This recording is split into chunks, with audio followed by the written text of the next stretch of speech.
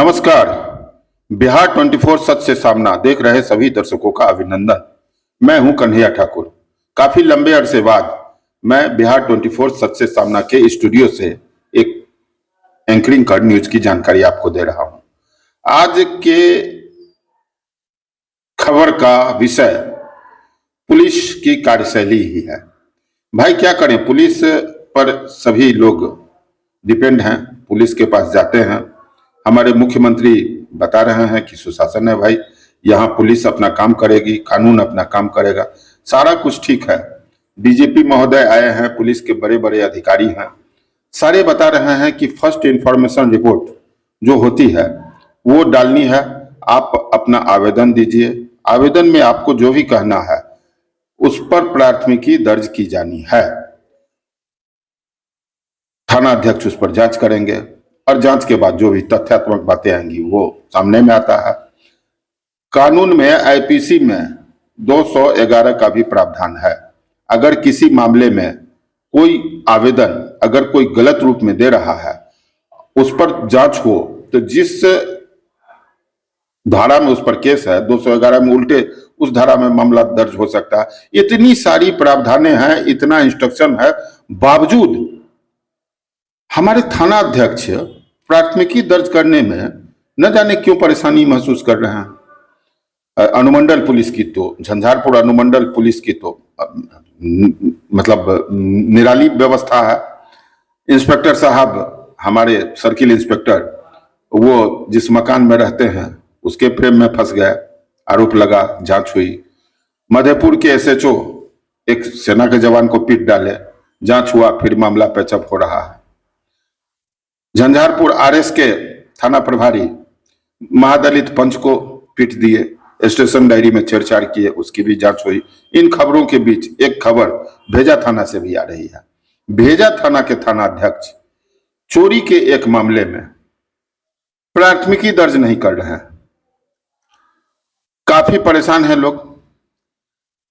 भाई क्या मामला है चोरी का? ऐसा कौन सा वो अपराध कर दिए जो उस पर एफआईआर दर्ज नहीं हो रही है? यह जब खबर मेरे पास आई और पीड़ित पक्ष मेरे पास आया तो थोड़ा आश्चर्य जरूर हुआ मुझे कि आज के समय में भी थाना अध्यक्ष एफआईआर नहीं करते हैं, एफआईआर करने से कतराते हैं।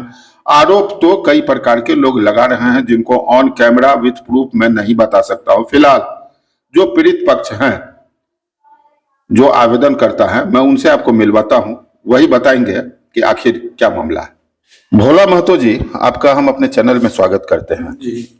आपने बताया, मेरे पास कुछ डॉक्यूमेंट भी है कि आपके बेटे के दुकान में चोरी हुई थी जी।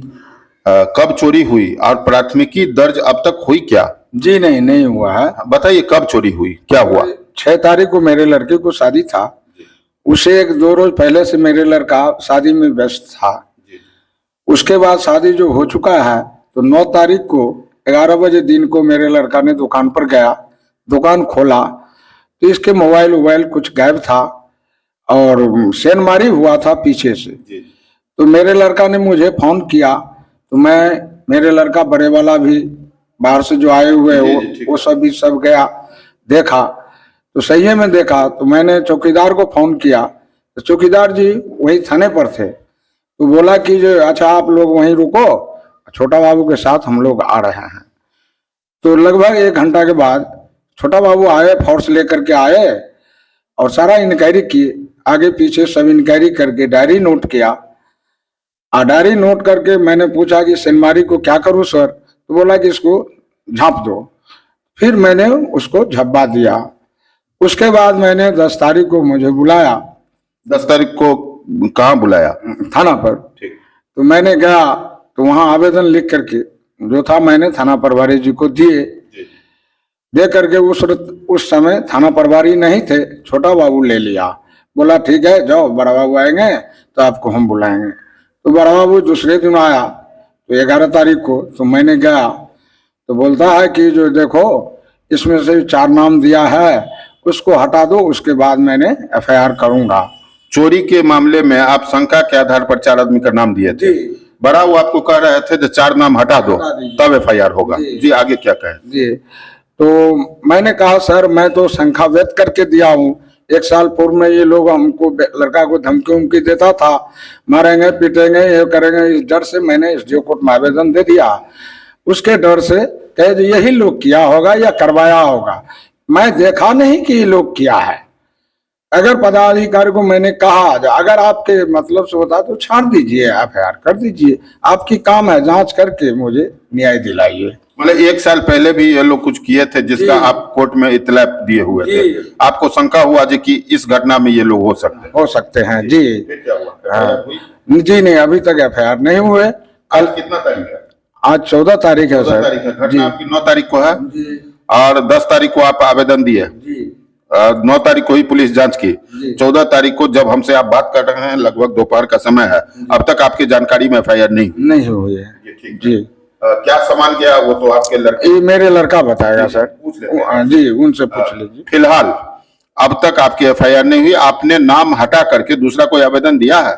जी नहीं, अभी तक नहीं दिया। ठीक है, धन्यवाद। विक्रम कुमार महतो जी, आपका स्वागत है। कहाँ आपका घर हुआ?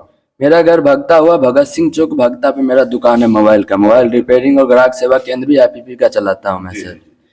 दुकान में सीसीटीवी वगैरह सब भी लगी हुई? जी, सीसीटीवी वाईफाई वाला जो लगा हुआ था वो साइड में लगा हुआ था, जो मोबाइल से कनेक्ट था वो मोबाइल भी वहीं पे मेरा रह गया था, गल्ला में ही था मोबाइल, उसके साथ 4-5 मोबाइल और भी था वहाँ पे, जो कागज पत्र भी था उसी में था मेरा। जी ठीक है। तो कितना मतलब क्या चोरी गई, कुछ संक्षेप में बताइए आप। जी सर, उसमें 18 कीपैड मोबाइल था और 4 बड़ा मोबाइल था, उसमें एक मेरा चालू मोबाइल भी था और उसके साथ सीसीटीवी कैमरा भी था, तो सीसीटीवी कैमरा भी ले गया और 18 कीपैड मोबाइल ले गया, 4 बड़ा वाला फोन भी ले गया, उसके साथ पेन ड्राइव था, मेमोरी कार्ड था, ये छोटा सामान सब भी था, वो भी गायब है उसमें। और एक चालू फोन भी मेरा था जो उसका जिसका एमआई नंबर आवेदन में दर्ज किया हुआ है सर।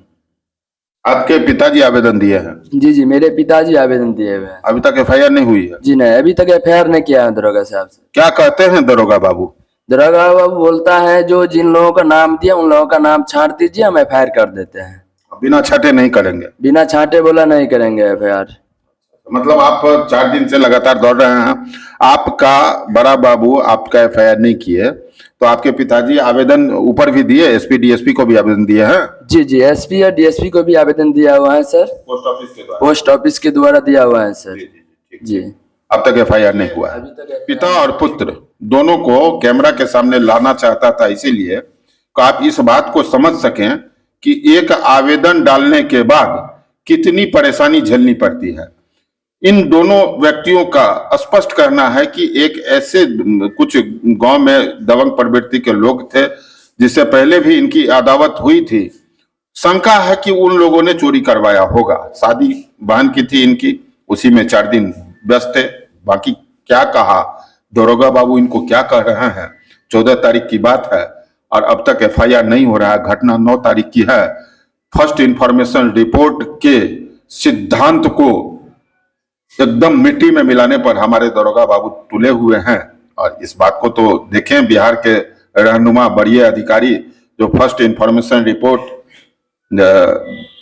पीड़ित पक्ष से बढ़िया से बात करना, थाना पर बैठाइए, पुलिस पब्लिक फ्रेंडली बनिए, सुनने में सारी बातें मधुर लगती है। लेकिन डीजीपी साहब, एसपी साहब, अगर आप देख रहे हैं तो कम से कम अपने थानाध्यक्ष को इतना तो कीजिए कि जो आवेदन दे रहा है उसको दोहराइए मत, एफआईआर तो दर्ज कीजिए, बाकी जांच तो आप ही करने वाले हैं। हालांकि मैं इस खबर को अंत करने से पहले मेरी वास्तविकता थी जो इस खबर में मैं संबंधित एसएचओ और एसडीपीओ का वर्जन भी लेके दिखाऊं, लेकिन खबर लेट हो जाएगी, इसीलिए मैं बात किया था भेजा के थानाध्यक्ष अरविंद कुमार जी से मोबाइल से। हालांकि वो रिकॉर्डिंग मेरे पास में नहीं है, लेकिन जो बातें उनसे मेरी हुई थी उन बातों में उन्होंने, जब मैंने उनसे पूछा भाई एफआईआर क्यों नहीं दर्ज हुई है, तो उन्हें लगा जो बात रिकॉर्ड हो रही होगी। फिलहाल आज उन्होंने बताया कि बोलिए उनको एफआईआर दर्ज हो गई है, मतलब बोलिए उनको एफआईआर दर्ज हो गई है। मैं किसी का पक्षधर नहीं हूं, मेरे सामने में जो बातें आती है मैं उसको प्रकाश में डालता हूं। निर्णय आप लेंगे, मेहनत मेरा होगा। एफआईआर थाने पर क्या आप लोगों के नजर में आवेदन लेकर जाते ही हो जाती है? अगर हो जाती है तो मेरी कोई बात नहीं, अगर नहीं होती है इस मुहिम में मेरा साथ दें। मेरी कोशिश है कि जो कोई भी व्यक्ति पीड़ित पक्ष अगर थाने पर आवेदन लेकर पहुंचते हैं तो फर्स्ट इंफॉर्मेशन रिपोर्ट दर्ज होनी चाहिए, दोहराई नहीं जानी चाहिए। कई जगहों पर थाना में कई लोगों ने ऑफ द रिकॉर्ड शिकायत की कि दरोगा जी 5,000 लेंगे, 2,000 लेंगे तब एफआईआर करेंगे। भाई अब वो जमाना नहीं रहा। एफआईआर कीजिए, हमारी इस मुहिम में साथ दीजिए। और अगर आपको लगता है कि थाने पर आवेदन देने पर एफआईआर नहीं होती है जल्दी, तो आप कमेंट बॉक्स में हाँ या ना, आपके साथ कोई घटना घटी हो तो ये भी जानकारी हमको दें, हम आपकी बातों को भी प्रकाश में लाएंगे। धन्यवाद। आप देखते रहें बिहार 24 सच से सामना। चैनल को लाइक करें, सब्सक्राइब करें और कुछ भी कहना हो तो फिर मैं निवेदन करता हूं कमेंट बॉक्स में जरूर कहें।